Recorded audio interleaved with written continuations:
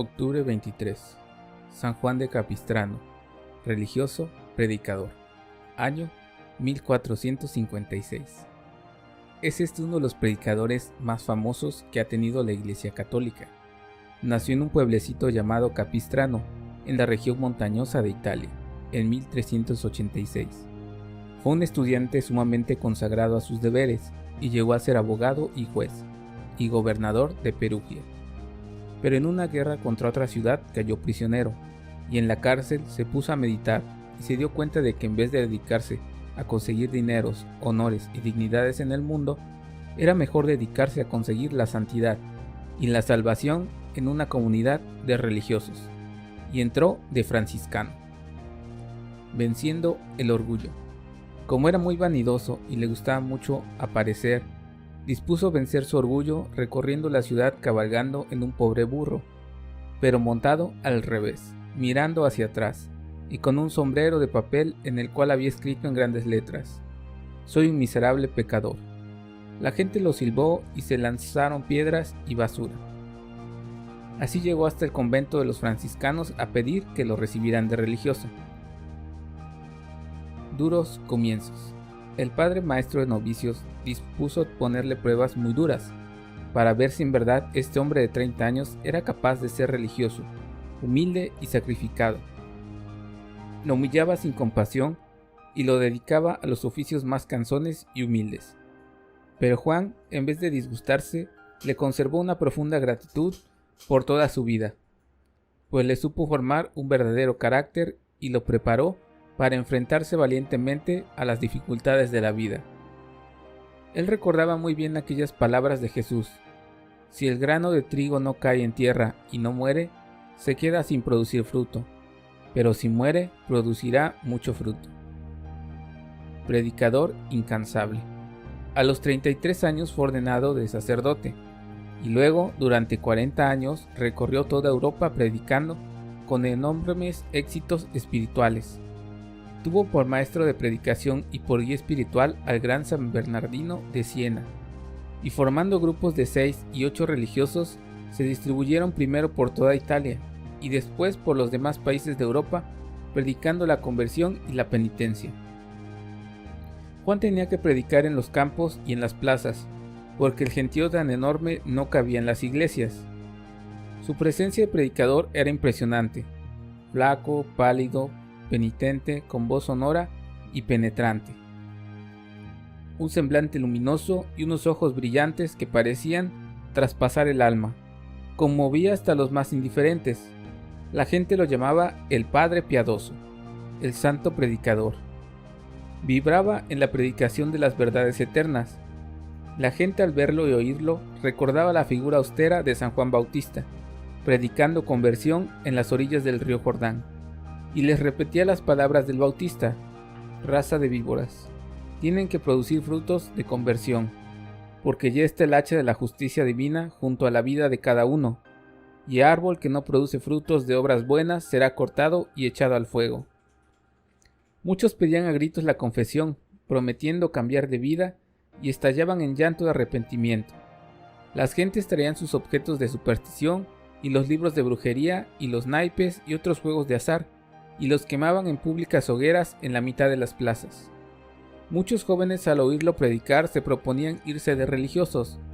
En Alemania consiguió 120 jóvenes para las comunidades religiosas y en Polonia 130. Sus sermones eran de 2 y 3 horas, pero a los oyentes se les pasaban el tiempo sin darse cuenta. Atacaba sin miedo a los vicios y malas costumbres, y muchísimos, después de escucharle, dejaban sus malas amistades y las borracheras. Después de predicar, se iba a visitar enfermos, y con sus oraciones y sus bendiciones obtenía innumerables curaciones. Penitente. Juan convertía a pecadores no solo por su predicación tan elocuente y fuerte, sino por su gran espíritu de penitencia. Dormía pocas horas cada noche, vestía siempre trajes sumamente pobres, comía muy poco, y siempre alimentos burdos y nunca comidas finas ni especiales. Una artritis muy dolorosa lo hacía cojear y dolores muy fuertes de estómago lo hacían retorcerse. Pero su rostro era siempre alegre y jovial, En su cuerpo era débil, pero en su espíritu era un gigante. Era un gran estudioso. Después de muerto, reunieron los apuntes de los estudios que hizo para preparar sus sermones y suman 17 gruesos volúmenes. Reformador. La comunidad franciscana lo eligió por 2 veces como vicario general y aprovechó este altísimo cargo para tratar de reformar la vida religiosa de los franciscanos, llegando a conseguir que toda Europa, esta orden religiosa, llegara a un gran fervor. Oposiciones. Muchos se le oponían a sus ideas de reformar y de volver más fervorosos a los religiosos, y lo que más lo hacía sufrir era que la oposición venía de sus mismos colegas en el apostolado. Se cumplía en lo que dice el Salmo: aquel que comía conmigo el pan en la misma mesa se ha declarado en contra de mí. Pero esas incomprensiones le sirvieron para no dedicarse a buscar las alabanzas de la gente, sino las felicitaciones de Dios. Él repetía la frase de San Pablo: si lo que busco es agradar a la gente, ya no seré siervo de Cristo. Diplomático. Juan tenía unos dotes nada comunes para la diplomacia. Era sabio, prudente y medía muy bien sus juicios y sus palabras. Había sido juez y gobernador y sabía tratar muy bien a las personas. Por eso, 4 pontífices, Martín V, Eugenio IV, Nicolás V y Calixto III, lo emplearon como embajador en muchas y muy delicadas misiones diplomáticas, y con muy buenos resultados. 3 veces le ofrecieron los sumos pontífices nombrarlo obispo de importantes ciudades, pero prefirió seguir siendo humilde predicador, pobre y sin títulos honoríficos. Libertador de Hungría. 40 años llevaba Juan predicando de ciudad en ciudad y de nación en nación, con enormes frutos espirituales, cuando a la edad de 70 años lo llamó Dios a que le colaborara en la liberación de sus católicos en Hungría, y fue de la siguiente manera. En 1453 los turcos musulmanes se habían apoderado de Constantinopla y se propusieron invadir Europa para acabar con el cristianismo, y se dirigieron a Hungría. Las noticias que llegaban de Serbia, nación invadida por los turcos, eran impresionantes. Crueldades salvajes contra los que no quisieron renegar de la fe en Cristo, y destrucciones de todo lo que fuera cristiano católico. Entonces, Juan se fue a Hungría y recorrió toda la nación predicando al pueblo, incitándolo a salir entusiasta en defensa de su santa religión. Las multitudes respondieron a su llamado y pronto se formó un buen ejército de creyentes. Los musulmanes llegaron cerca a Belgrado con 200 cañones, una gran flota de barcos de guerra por el río Danubio y 50.000 terribles jenízaros de a caballo, armados hasta los dientes. Los jefes católicos pensaron en retirarse porque eran muy inferiores en número, pero fue aquí cuando intervino Juan de Capistrano. 3 heroísmos. El gran misionero salvó a la ciudad de Bucarest de 3 modos. El primero, convenciendo a los jefes católicos Uniades a que atacara a la flota turca, que era mucho más numerosa. Atacaron y salieron vencedores los católicos. El segundo fue cuando ya los católicos estaban dispuestos a abandonar la fortaleza de la ciudad y salir huyendo. Entonces Juan se dedicó a animarlos, llevando en sus manos una bandera con una cruz y gritando sin cesar: Jesús, Jesús, Jesús. Los combatientes cristianos se llenaron de valor y resistieron heroicamente. Y el tercer modo fue cuando ya Uniades y sus generales estaban dispuestos a abandonar la ciudad, juzgando la situación insostenible, ante la tremenda desproporción entre las fuerzas católicas y las enemigas. Juan recorrió todos los batallones gritando entusiasmado: creyentes valientes, todos a defender nuestra santa religión. Entonces los católicos dieron el asalto final y derrotaron totalmente a los enemigos, que tuvieron que abandonar aquella región. Jamás empleó armas materiales.